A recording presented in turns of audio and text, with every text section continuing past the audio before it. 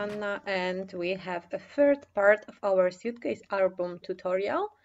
I will be using a next strip collection from Mintay Papers to decorate this album, along with bits and pieces from much older Wanderlust line. They both complement each other, so it will be easy to combine them. As you can see, I have plenty of papers, and I'm checking the patterns because I need some smaller patterns, not like the big globe or map of the world, because they won't be visible in smaller format. I will be also working with this basic book number 2 with neutral backgrounds, especially with the cork one, which is super fun, and I love this pattern. In previous lesson I showed you how to make a base for this base, and we will be decorating it now. I will be using a lot of elements from travel book. This is the Fussy Cut booklet, and I spent a while watching TV and fussy cutting a lot of element out of it. As you can see, they filled the plate. So I have plenty to choose from now while I'll decorate my album. And off camera, I don't know why it didn't record it, I decorated the pages with pattern papers. The cork paper is on the bottom part. The flap is glued with one of the next strip papers with like a plain ticket all around. So I glue down both sides, and I use my stencil page to add the roundings around the corners. I also printed journaling on the printer on 6x4, which is 10x15 size, and I will be making it a photomat. So I printed the whole area and I scored it in a half, so I will have the whole journaling hidden.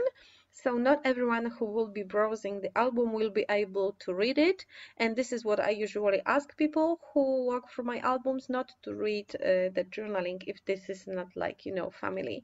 I don't like when people read my thoughts, so I usually hide them. If it's a layout, it's usually written on the back. If it's album, it's usually hidden in a pocket, and in this case you won't be able to read it too if you won't open the flap. I glue down the flap, and I have a picture of me and my daughters from the plane. This was the very first flight of the younger one, Maya, so it was a big deal for her, and I want to decorate this part, decorate this picture. And I fussy cutted one of the Polaroid frames from paper number 6 from next strip collection, and I'm trying to kind of mix it with the picture, and I'm using double-sided tape here, but you can also use regular glue.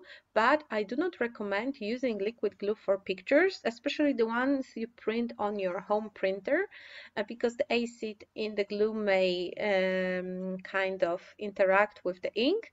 That's why I usually use archival safe double-sided tape. And for my pictures, for the papers, you can use glue. And I'm decorating the area around the picture using the elements that are from travel book. I added the plane, some tickets. I don't remember what is this. The most important part while decorating this kind of flap is to remember that it needs to open up. So we don't add anything that sticks out of the edge on the upper part of the flap, because otherwise it won't open and you won't be able to read the journaling. You can add elements that stick out on the sides, but not on the top. You have to also remember that we have a flap on the right that needs to close, so not sticking out on the edge of the page on the right side too. Well, on the left side and on the right side, because otherwise it would stick out from the album. I'm also going through those die cuts. They are from a next strip collection, and I have like 2 packs. One was already used in bits and pieces, so I added the second one for smaller elements, and I have those geotags from them. I am gluing things down using regular glue. I had this like I don't know how to call it, like guide street guide, which way are the towns, and there is London, that's why I am going to use it throughout this album. I decided to use some tickets on the bottom, and I remembered I have this plain window, and it's like the only page I can use it because it's about flying to London. Because later when we're visiting museums and stuff, it won't be like matching to the theme of the page, so I decided to use it right now. I have two plain tickets, and I'm trimming it down to fit the bottom part of the page, gluing everything down. So it's just playing with embellishments, and trying to match everything to kind of fit my aesthetics. I like a lot of things. I'm only showing you how to decorate this top part because it's all the same and it would be boring. So I will decorate the inner part of this page outside the camera. You won't be able to see it. And now I'm adding a title. It will be in Polish. London is calling. So it's London wzywa, because I had letters for this one.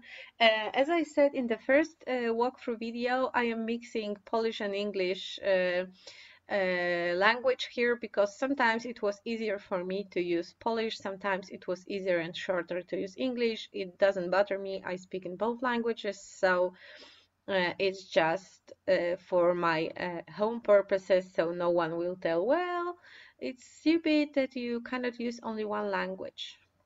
So I can do whatever I want. So I'm mixing two fonts. This London is from Pink Fresh Studio, very old alpha stickers, and as you can see I don't have a lot of letters left, so it was great to use up even more. And I'm using this small wooden alphabet. This is, I think, from Studio Calico, and it's also years old. I don't remember how many. And I'm looking for a letters. It will be wzywa, so it means it is calling. And I didn't have A anymore, so I used a V, and I rotated it and added the dash in the middle using the white liquid pen. So I'm thinking about recording the separate video on how you can use up alphabets if you're running out of letters. So this is it. This is how decorating the first page look like, and I would be having more videos like this coming, so don't forget to subscribe, to visit my channel. Thank you so much for watching. Bye!